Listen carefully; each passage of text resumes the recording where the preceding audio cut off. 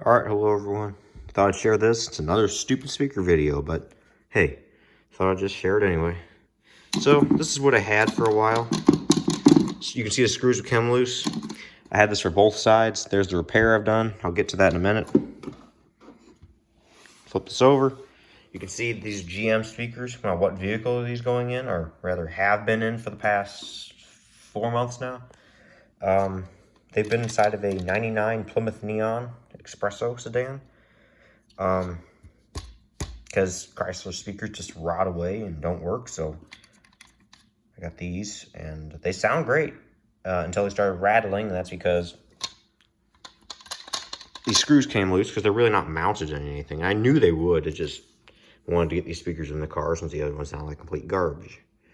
So I got them in. And yeah, these GM plugs, what I do?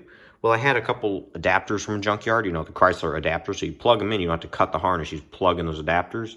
And then the other side, I soldered together the GM plug that I cut from the wiring harness of an 07 HHR at the scrapyard and got that to work. And so these speakers sound really good because this is these are the Pioneers, the premium Pioneers sound system from the HHR that you could have ordered. And our personal HHR has that feature in it, or that was ordered with that anyway. But yeah, this is what the old stuff was, and it rattles around and falls apart, and so, as well as the really long cable gets in the way a lot. So over here, this is the repair. You see that? That is exactly what you think that is. That is a Chrysler plug. I would actually recommend doing this. I've recently thought about it because I'm a moron. I didn't think about it previously when I was actually doing this.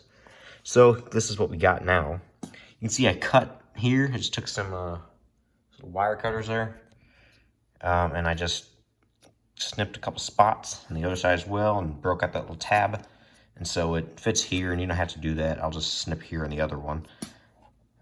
But yeah, you see the J weld still wet, but that's going to be securing it. I did it down at the very bottom below there, over here, and over and up there. And you may go, well, what are you going to do when these speakers fail, or if they fail not long after? I mean, these are the Chrysler bezels, and now they're just JB welded to this. Well, no, these are not original to the vehicle. These things were already kind of cut up and beat up when I got them because they had some aftermarket speakers in them. Unfortunately, the one was already seized, and it barely worked. I thought it wasn't seized. I just thought, oh, well, it's not much. It's only $5. It's worth a shot. Well, it's just a waste of $5. Well, more than that, $10 because 2 speakers. The other one I kept though, so it's not a total waste. I don't know why. I just use that as a good speaker whenever I'm testing something because it's one good speaker I have.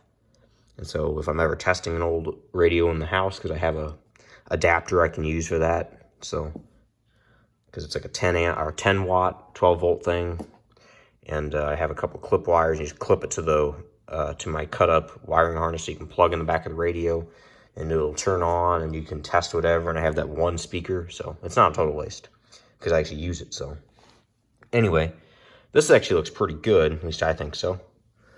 Now be careful when you're installing this, because if you keep soldering iron on there too long, it started to melt down there a little bit. You can barely see that, but it started to melt.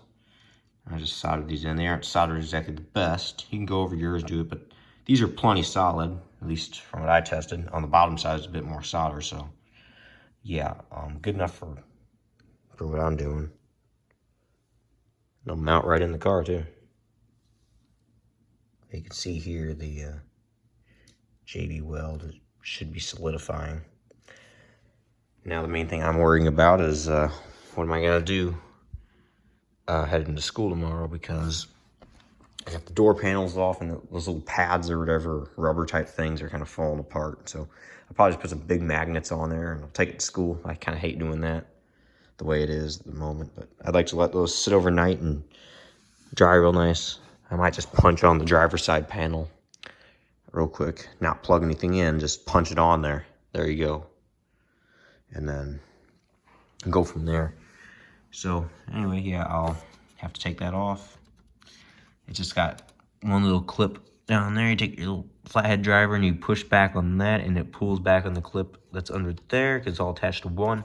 then it will release. You very carefully lift it up this way. I'd recommend unsoldering it beforehand because it's all secured down. And so you just go under here. I'd recommend taking a little clip like that stand right there, the little alligator clips on it. And you just kind of clip to these little wires, the braided wire. Just clip right here or something, about midway. Make sure it's not putting strain back here. That's the main reason we're doing that.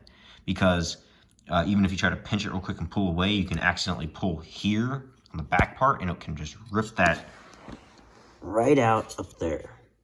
So I'd recommend actually pinning those down in some way so you don't pull back whenever it finally releases from these GM clips. Oh yeah, I still got those on there. Not gonna lie, I just GM'd them on there before the video. So you're like, oh, it's bullcrap. No, that's how I had them mounted in, and this is exactly what happened. I just real quick pushed them so I could show, hey, this is the retarded idea I had previously, and this is the final repair that should work fine. I mean, JB Weld should be plenty strong to pin a, what, pound, 2 pound speaker? Or is it? I don't know. Probably not even a pound. Either way, I think it's going to be fine. I'll just mount them in there. Either later today or tomorrow. I imagine tomorrow. I'll probably just take some big magnets, like I said, pinned up. Anyway, that's just a quick update I thought I'd share with you. I'll go ahead and unscrew this one, fix the job up, and if you ever ask in the comments, I can let you know how they're holding up. So, thanks for watching, and I'll see you guys later. Bye.